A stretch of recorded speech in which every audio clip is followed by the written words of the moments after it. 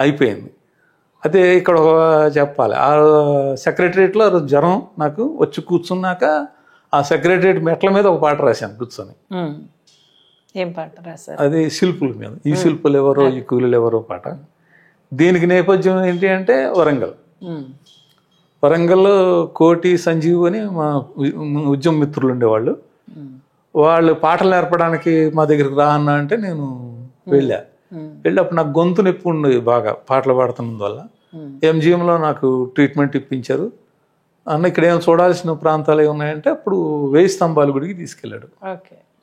మన మిత్రులు ప్రతాప్, కోటి, సంజీవులు వెళ్ళాం.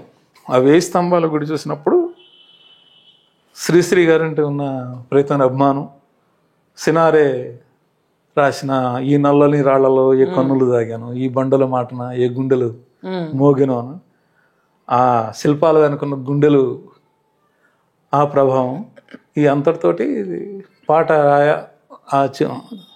చూసిన తర్వాత కిలవరంగలు కోట, ఇది 1000 స్తంభాల గుడి చూసి వచ్చిన తర్వాత ఎలా రాయాలి ఈ పాట, ఎలా రాయాలి అని చెప్పి చాలా దాని ఎక్సర్సైజ్ తహమికలు పడి ఆ మెట్ల మీద కూర్చున్నప్పుడు శ్రీశ్రీ గారి కొటేషన్ గుర్తొచ్చింది, తాజ్మహల్ నిర్మాణానికి రాళ్ళెత్తన కూలీలు ఎవరు.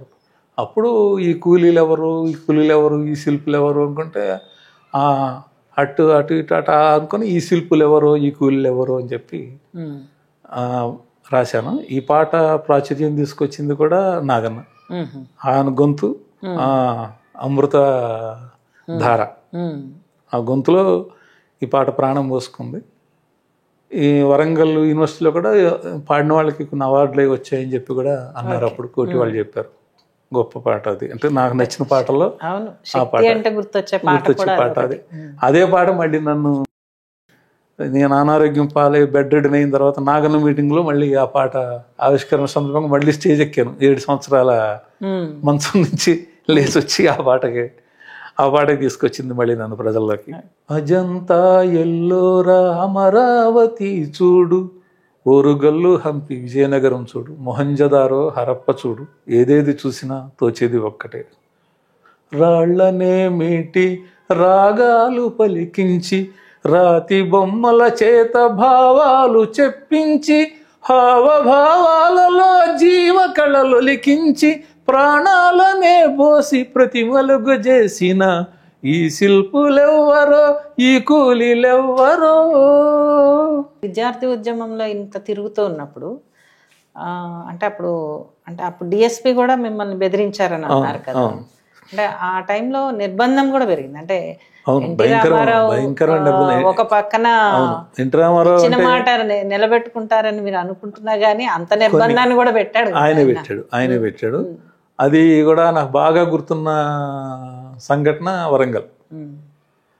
హైదరాబాద్, చలో హైదరాబాద్ వెళ్తున్నాం, పీడిఎస్యు, ఆర్ఎస్యు, డిఎస్ఓ మీటింగ్. మేము కొత్తగూడెం నుంచి మేము రైలు ఎక్కాం. అది వరంగల్ స్టేషన్ దగ్గరికి వచ్చినప్పుడు అప్పటికే మీరు ఉన్నారు, మనందరం కూడా పాటలు పాడుకుంటాం వెళ్ళాం. ఖమ్మంలో మేము ఎక్కాము. ఖమ్మం నుంచి వరంగల్ వరకు మీకు పాటలు మేము పాడుతా ఉన్నాం, మీరు పాడుతూ ఉన్నారు, అందరం ఉజ్జగల్బందీలాగా నడుస్తూ ఉంది.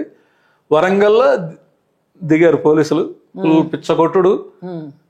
మేము అలా తెప్పించుకోవాలా అనుకున్నాం. నేను కంపార్ట్మెంట్లో దెబ్బలు తినలేదు కానీ బయటకు ప్లాట్ఫామ్ మీదకి వచ్చేసాను. ప్లాట్ఫామ్ మీదకి వచ్చేసి ఇంక పారిపోతామని చూస్తుంటే మిమ్మల్ని పడుతున్నారు. మీ తల పగిలి రక్తం వస్తూ ఉంది.